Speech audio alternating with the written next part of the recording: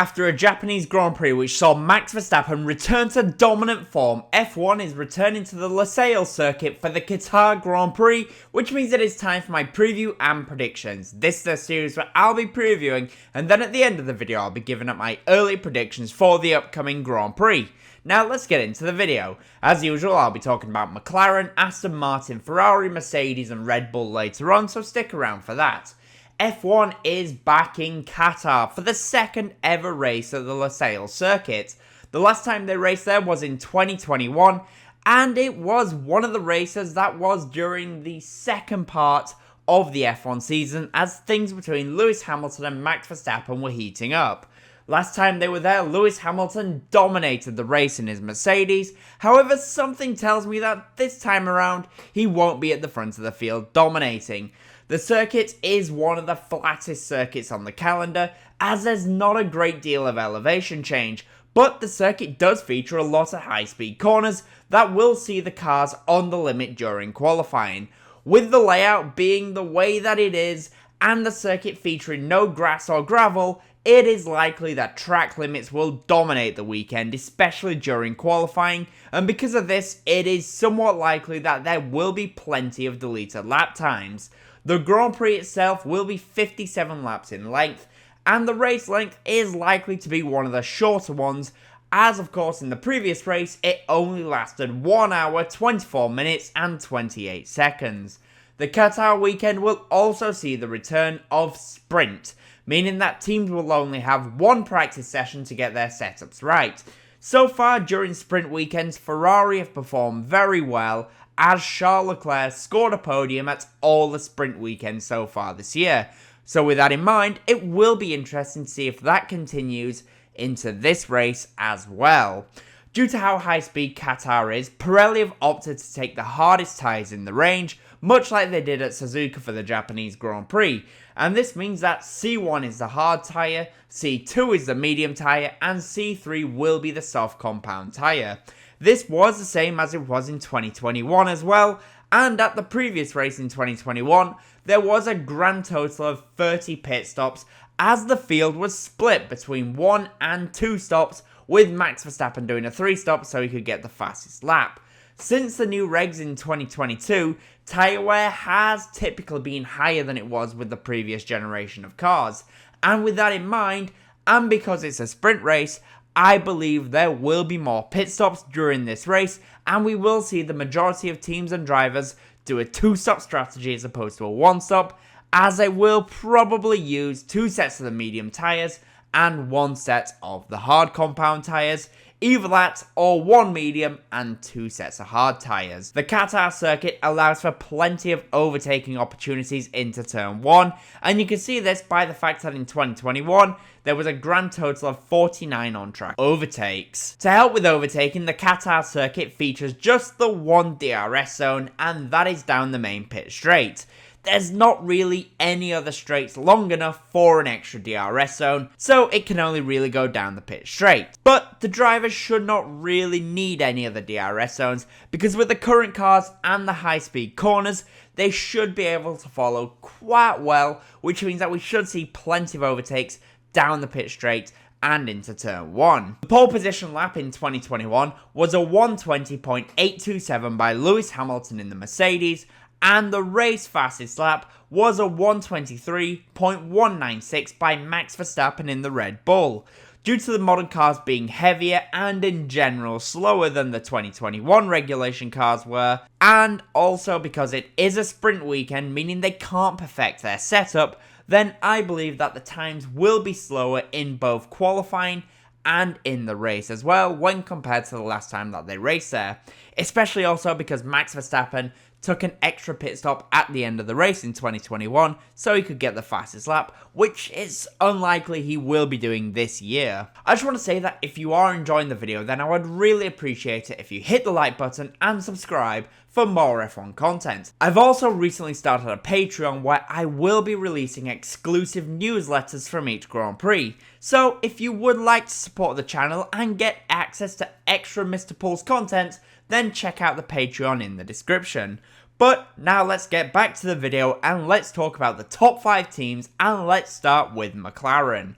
For McLaren heading into Qatar, they are riding a wave of momentum as it looks like the new upgrades have worked perfectly for them as both Lando Norris and Oscar Piastri finished the race on the podium in Suzuka, and with McLaren looking strong in high-speed corners, then it looks likely McLaren could have another solid weekend in Qatar as well. The upgrades have been working nicely for them at higher speed corners, and Qatar has plenty of those. Lando Norris still clearly has the race pace over Oscar Piastri at the moment, and you can see that when you take a look at the race pace from the Japanese Grand Prix between the two drivers. All season long, Lando has had better pace when it comes to the races, and also typically has been kinda on his tyres when it compares to Piastri. This should not really be a surprise, given Piastri is still in his rookie season. For Oscar Piastri, he needs to continue learning from Lando Norris when it comes to race stints, as when it comes to just how to manage things, because over one lap in qualifying, Piastri does have the pace, and at times, the edge over Lando Norris. Going into this race, I think it will be very much possible that we see at least one of the two McLaren drivers once again on the podium. The question is though, which one will it be?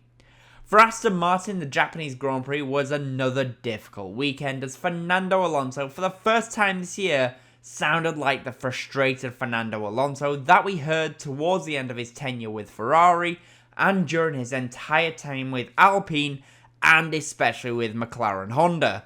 It feels like Alonso was destined for a hard time in this race when Aston Martin opted to start him on the soft compound of tyres, and going into Qatar with the lack of traction zones and slow corners for him to utilise the strength of the Aston Martin, which is corner exits, then I believe that once again Aston Martin will be the 5th fastest team, and they may even find themselves struggling for pace against the likes of Alpine and Alex Albon in the Williams.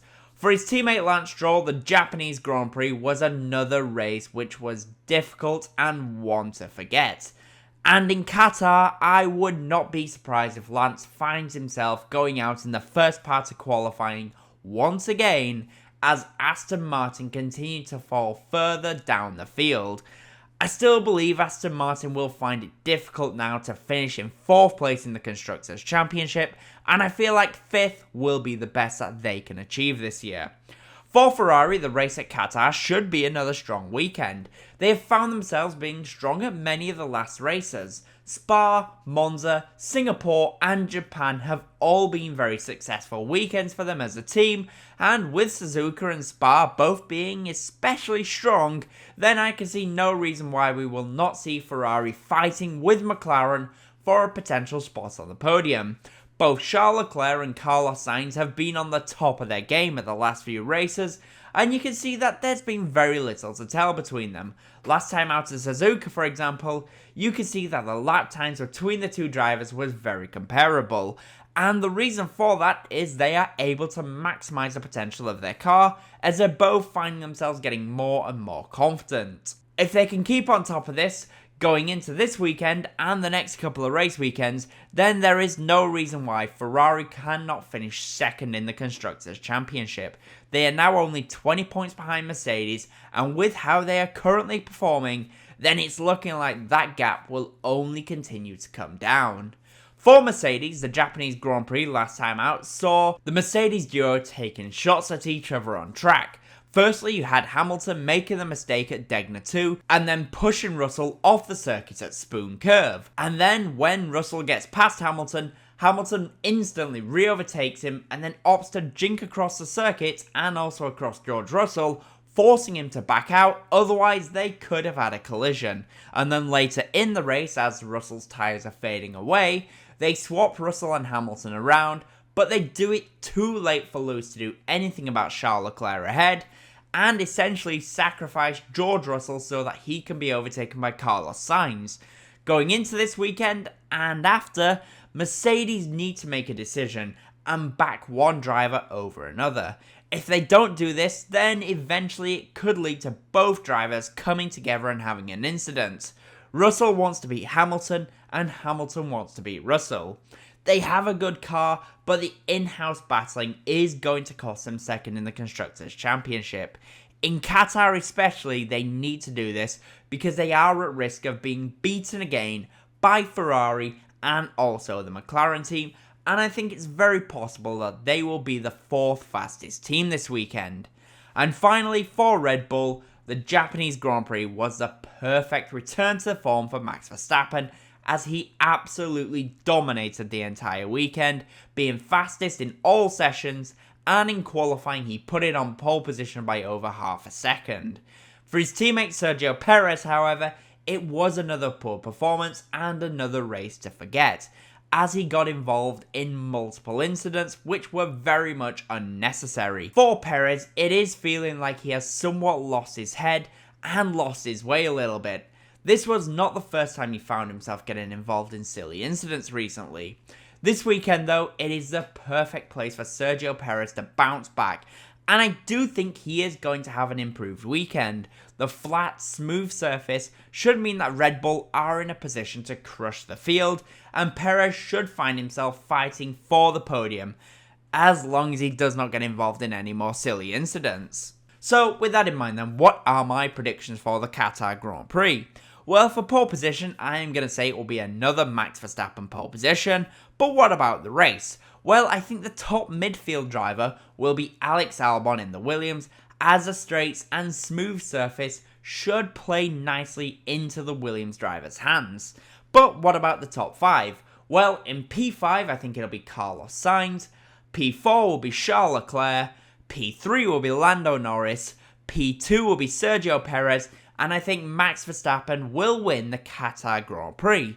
But that is what I think. The question is though, what do you guys think will happen?